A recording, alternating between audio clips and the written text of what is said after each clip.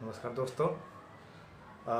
कल के वीडियो में हमने वर्ब के बारे में पढ़ा था, उसका इंट्रोडक्शन हमने पढ़ा था। तो आज हम पढ़ेंगे वर्ब के जो मोस्ट इम्पॉर्टेंट जो वर्ब का जो पार्ट है वो ऑक्सिलरी वर्ब है, उसके बारे में हम लोग पढ़े थे।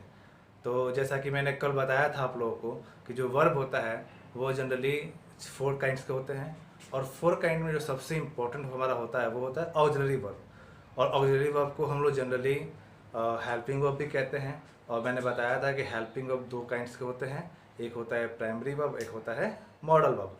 तो मैंने पहले ही बताया था कि जो प्राइमरी वर्ब होता है और मॉडल वर्ब होता है, इसका यूज हम लोग विभिन्न तरह के सेवरल तरीके के जो सेंटेंस होते हैं उसको बनाने के लिए हम लोग करते हैं। तो आज हम उसी को डिटेल में पढ़ने जा रहे हैं। जो लोग अभी वीडियो से जुड़े हैं या इस वीडियो में नए नए हैं, तो मैं कहूँगा कि थोड़ा सा ध्यान से पर फोकस करें, क्योंकि अब ये ऐसा चैप्टर है, इससे आपको आज से ट्रांसलेशन भी पढ़ना आप सीखेंगे। क्योंकि आपको पता है कि बिना वर्ब के कोई सेंटेंस बन नहीं सकता है। तो आज हम उसको पढ़ना शुरू कर रहे हैं। तो चलिए स्टार्ट करते हैं। तो कल हमने पढ़ा था ऑक्सिलरी वर्ब। ऑक्सिलरी वर्ब, ठीक है। तो मैंने बताया था कि ऑक्सिलरी वर्ब जो होता है वो इसको हम लोग हेल्पिंग वर्ब भी बोलते हैं। ऑक्सिलरी वर्ब को हम लोग हेल्पिंग वर्ब भी कहते हैं। और बताया था कि हेल्पिंग वर्ब 2 तरह के होते हैं, एक होता है प्राइमरी और एक होता है मॉडल।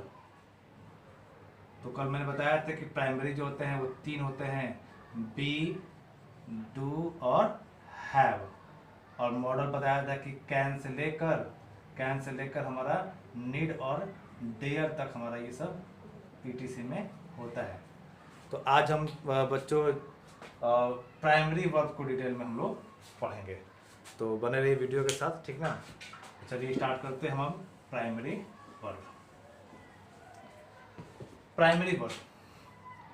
प्राइमरी वर्ब जैसा कि मैंने कल ही बताया था कि प्राइमरी वर्ब के 3 पार्ट्स होते हैं। पहला होता है बी। तो आज हम बी को पहले पढ़ेंगे, ठीक है। बी का देखा जाए तो बी का मतलब होता है होना। बी का मतलब होता है होना या बनना।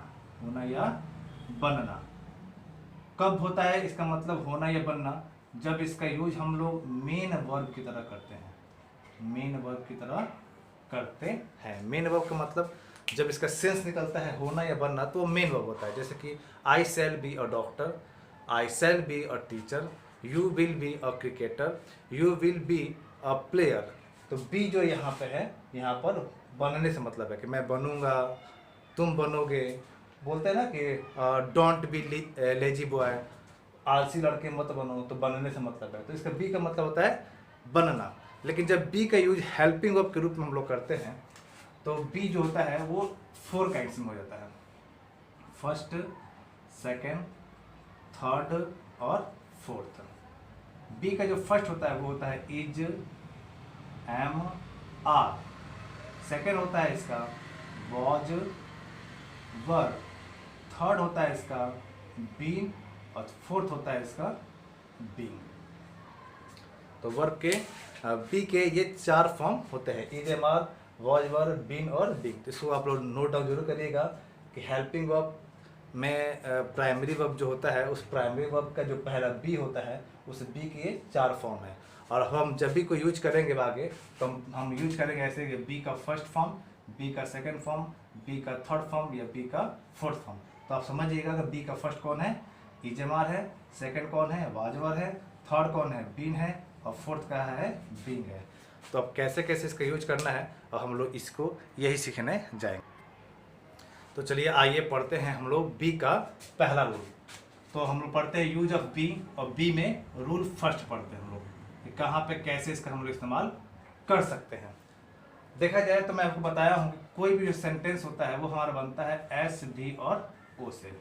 जनरली अगर कोई भी हम सेंटेंस बनाते हैं, तो हमारा सेंटेंस का जो फॉर्मेशन होता है वो होता है सब्जेक्ट, वर्ब और ऑब्जेक्ट से। मैंने पिछले वीडियो में इसका चर्चा आपसे किया भी था कि वर्ब वो होता है जो सब्जेक्ट करता है, और ऑब्जेक्ट वो होता है जिस पर वर्ब का इफेक्ट जाता है। जैसे अभी हम लोग पढ़ने का काम कर रहे हैं, तो यहाँ पर पढ़ाई जो है, टीचिंग जो है, यह आपका वर्ब है, और इस टीचिंग को कराने वाले कौन है, मैं हूँ, यानी आई।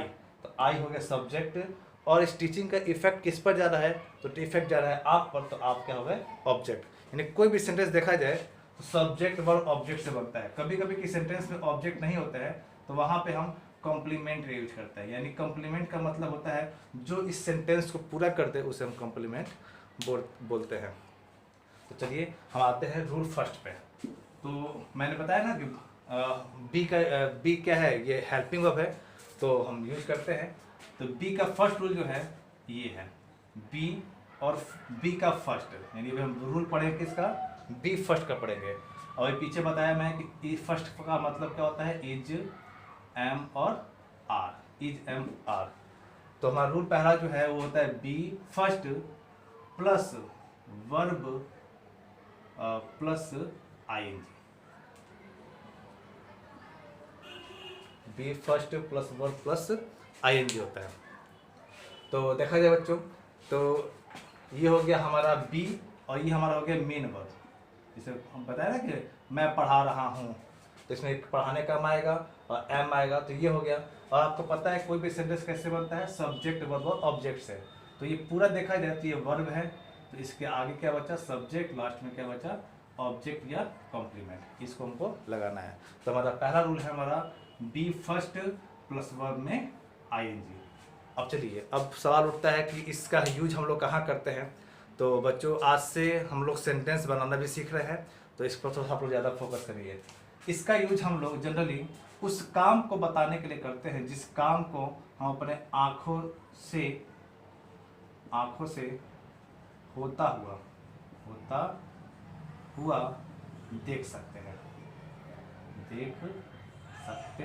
हैं, या जो कार्य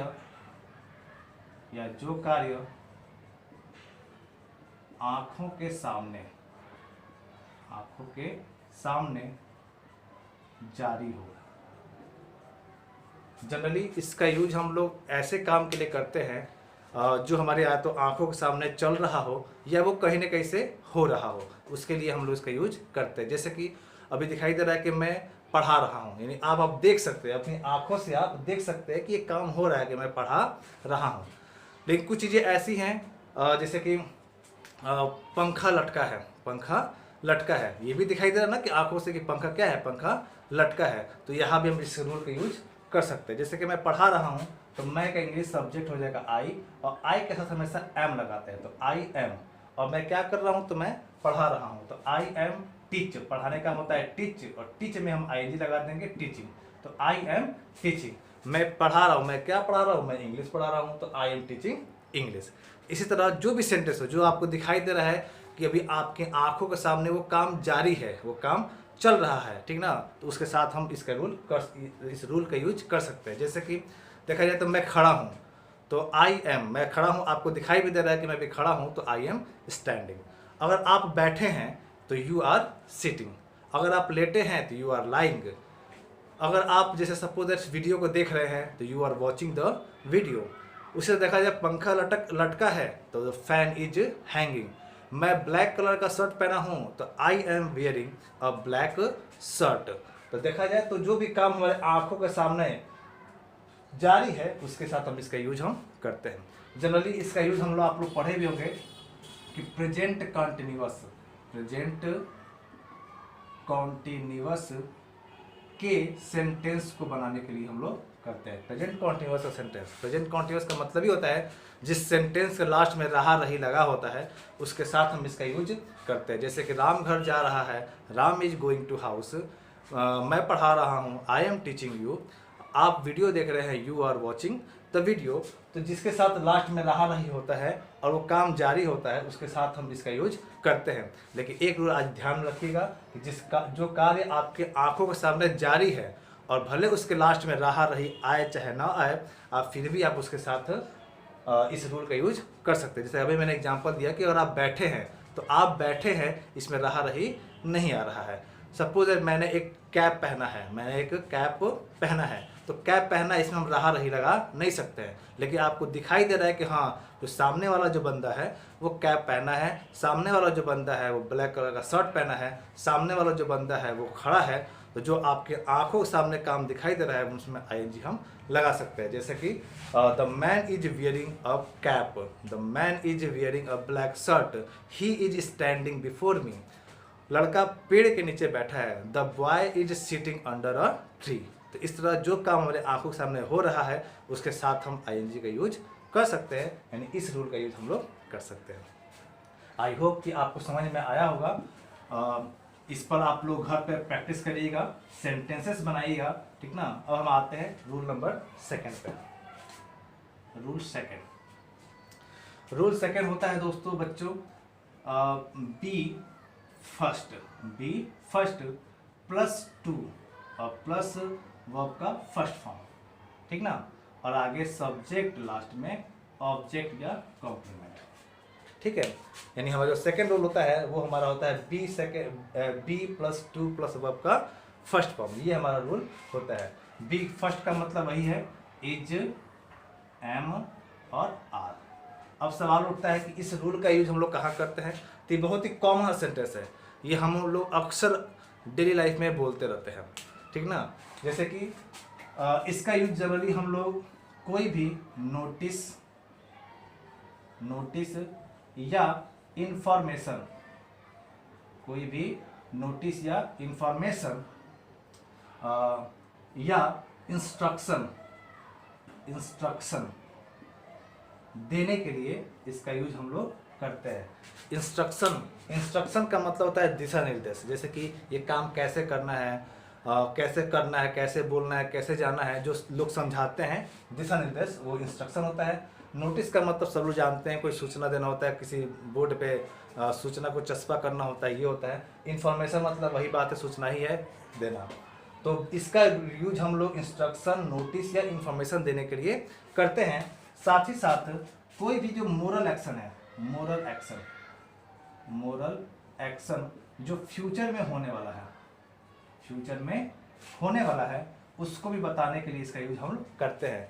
मोरल एक्शन का मेरा मतलब ये है कि मोरल एक्शन जैसे कि कुछ काम जो जिम्मेदारियां होती हैं, कॉमन सी बात, जैसे हमें पढ़ना है, अब हमें नहाना है, ठीक ना, सर का वीडियो आया है, मुझे वीडियो ओपन करके देखना है, पढ़ना है, मुझे अपना होमवर्क करना है। तो ये सब जो जितने भी हम एक्शन करते हैं, जो भी कर नहीं रहे, करने वाले हैं, जिसको मोरल एक्शन बोलते हैं, ठीक ना। जैसे कि मुझे अब खाना पकाना है, मुझे सबके लिए प्लेट डाइनिंग टेबल पे लगाना है, तो इस तरह देखा जाए लगाना है, तो इसके लिए हम इसको मोरल एक्शन बोलते हैं। एक बात याद रखिएगा, जब ये रूल का यूज करते हैं तो ऐसा जो भी सेंटेंस आता है उसके लास्ट में हम हिंदी बोलते हैं तो ना है आता है। क्या आता है? बोलने पे हमारे ना है आता है। जैसे कि मुझे पढ़ना है, मुझे जाना है, उसे हंसना है, मुझे खाना पकाना है, तो जिसके लास्ट में ना है आता है, हम उस रूल में इसका यूज हम लोग करते हैं। अगर एग्जांपल दूं मैं यहाँ पे, जैसे कि I am to teach you, मुझे आपको पढ़ाना है, तो एम यहाँ पे हो गया हमारा बी का फर्स्ट फॉर्म, टू हो गया, और ये वर्ब हो गया टीच, तो ये हो गया बी फर्स्ट, टू और वर्ब का फर्स्ट फॉर्म, और आगे सब्जेक्ट कौन पढ़ाएगा, तो मैं पढ़ाऊंगा, किसको पढ़ाऊंगा, तो आपको पढ़ाऊंगा। देखा जाए तो I am to teach you, यानी मुझे आपको पढ़ाना है, तो लास्ट में ना है ये भी आ रहा है और पढ़ाना भी है, ठीक ना। जैसे कल हम स्कूल में जाते हैं, जैसे हम लोग बोर्ड एग्जाम देते हैं या एग्जाम में बैठते हैं, तो टीचर आते हैं, इंस्ट्रक्शन हमें देते हैं, हमें कहते हैं जैसे कि आप सबको शांति से बैठना है, आपस में बात नहीं करना है, नकल नहीं करना है, जो जहाँ है उसको अपने स्थान पर ही बैठना है, उसको अपने रोल नंबर के सामने बैठना है। तो जितने सेंटेंस में बोलते हैं ना है उसके साथ हम इसका यूज करते हैं।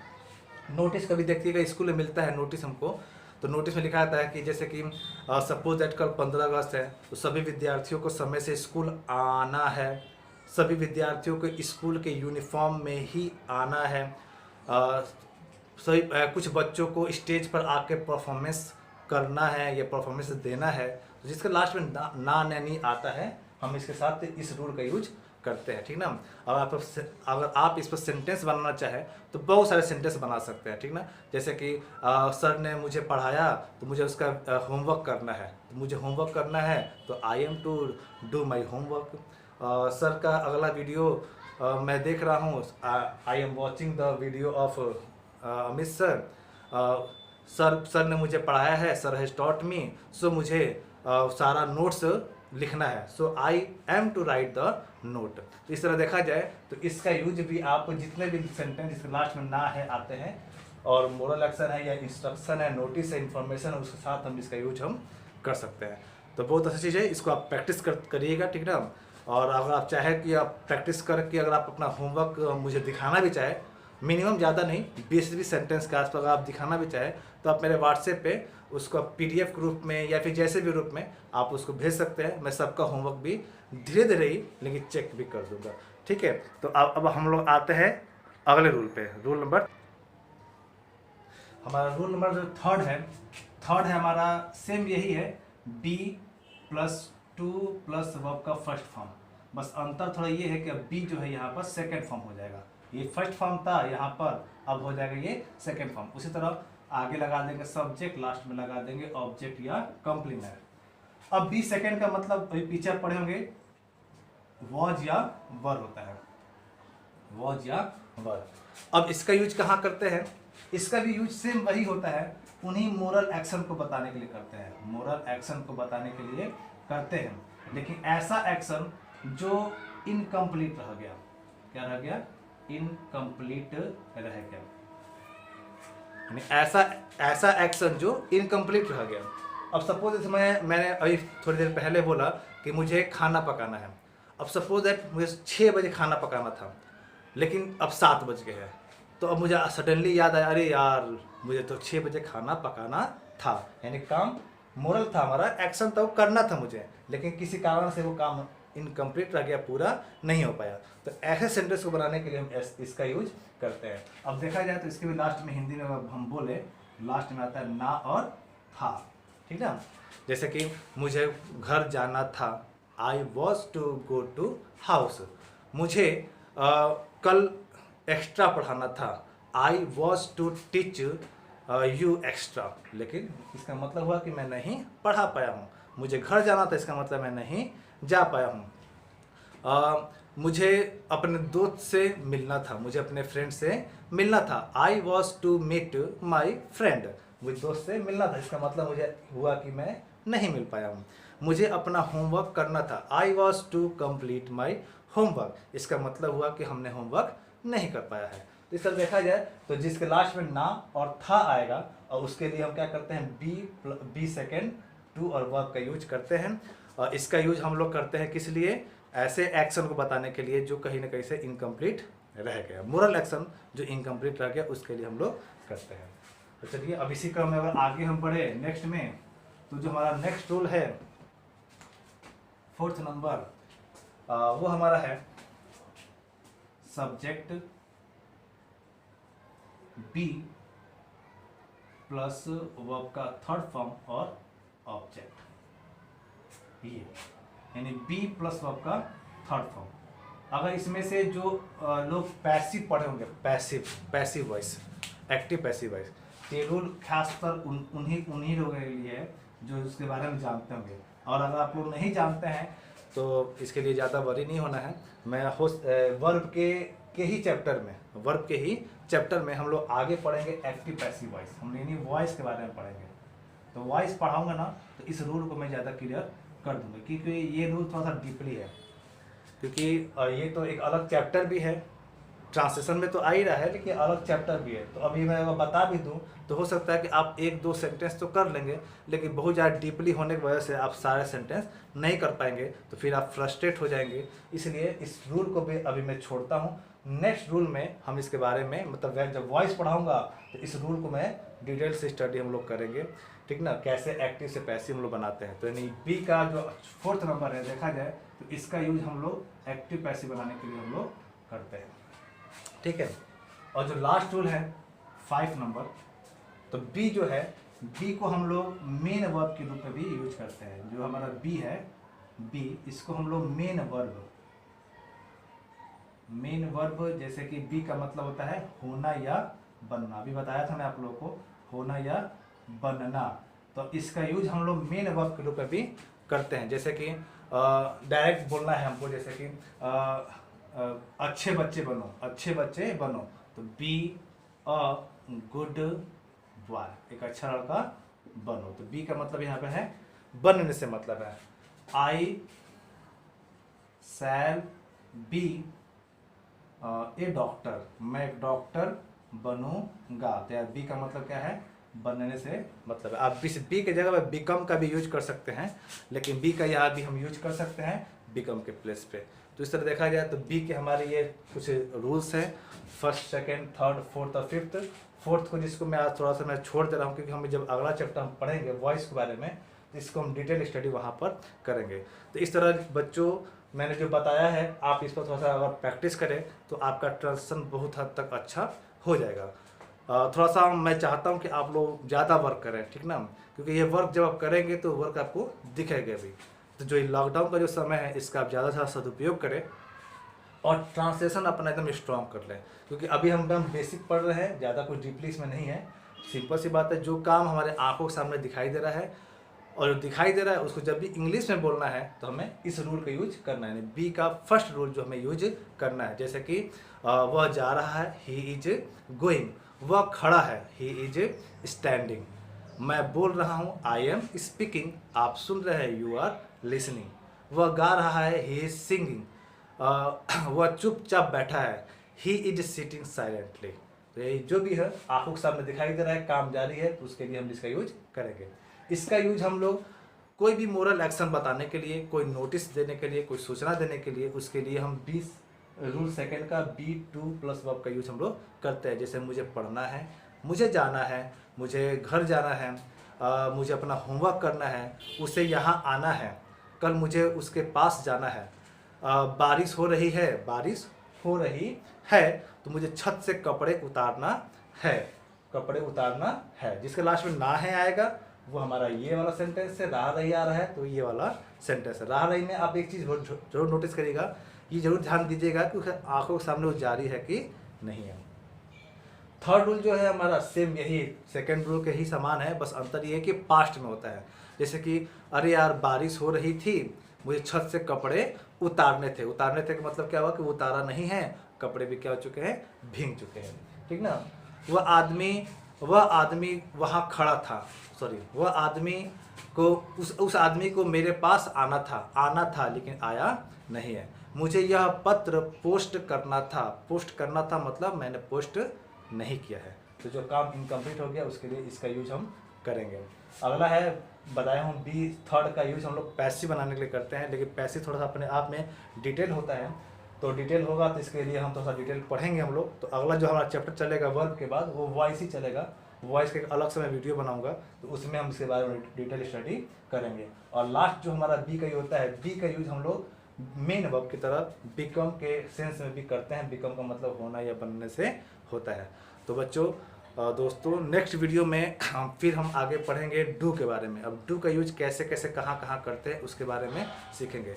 उम्मीद है आप लोग इसको एंजॉय कर रहे होंगे और पढ़ रहे होंगे अच्छे से, और अच्छे से इसका ट्रांसलेशन इस बार आप लोग करिए। और अगर आप लोग होमवर्क चेक करना चाहें तो मैं फिर से बताता रहा हूँ कि आप लोग मेरे व्हाट्सएप पे भेजकर अपना होमवर्क भी चेक करा सकते हैं। आप में आपकी जो भी कमी होगी मैं उसको भरसक कोशिश करूँगा कि मैं उसको दूर कर सकूँ। तब तक के लिए आप लोग खुश रहिए और सुरक्षित रहिए। जय हिंद।